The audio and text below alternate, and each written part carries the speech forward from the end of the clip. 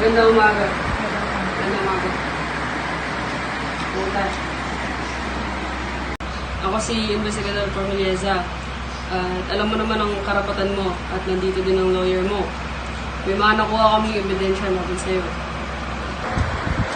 Sasagot lang ang kliyente ko sa legal na tanong. Hindi nga akin yan! Wala akong kasalanan! Kalma lang, hindi kita pinipilit. Mag-usap lang tayo. Okay, parehas tayo ng goal. Matapos ito ng mabilis at maayos. Ano bang ibig mong sabihin? Kung makikipag-cooperate ka, sabihin mo kung saan galing yan o sino nagbigay. Pwede ka maging state witness. Makakatulong yan para mabawasan ang kaso mo. Pwede mo naman sabihin ang totoo kung makapabuti sa'yo. Natatakot ako. Mapahangak ako eh. Naiintindihan ko. Pero kung mananahimik ka, ikaw lang mananagot. Kung magsasalita ka, pareha tayo makikinabang. Sige, magsasalita na ako. Si Chase yung nagbigay niyan. Basta protektado ako ha. Magandang desisyon yan. Simulan mo sa umpisa. At ikwento mo ang lahat.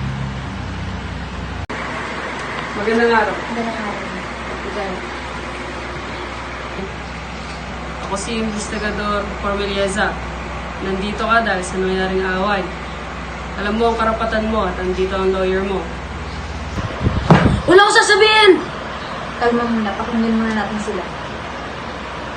Naiintindihan ko, naslas ka. Hindi madali ang ganitong sitwasyon. At alam ko, hindi ka namang masamang tao. Siya ang nagsimula! Insulto niya ang pamilya ko!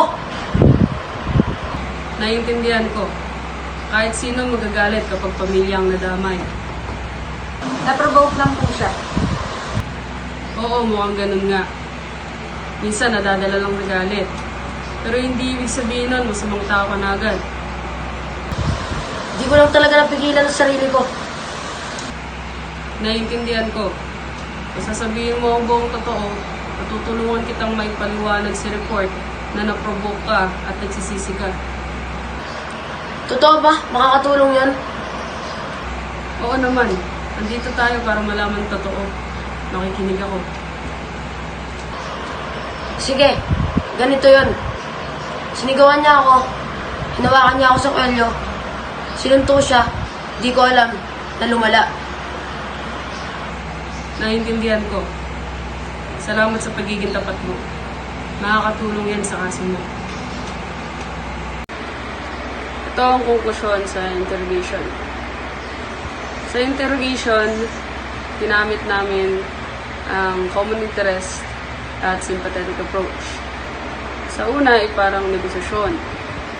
Sa pangalawa ay naging painit at pangunawa ang dating.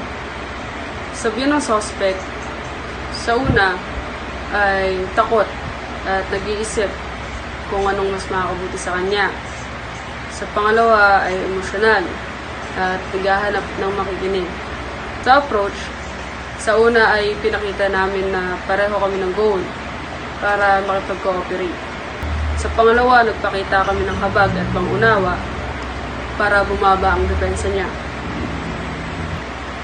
Sa kabuuan, sapat at effective ang techniques dahil nakuha namin ang tiwala nila, kusang loob silang umamin at nagbigay ng katotohanan.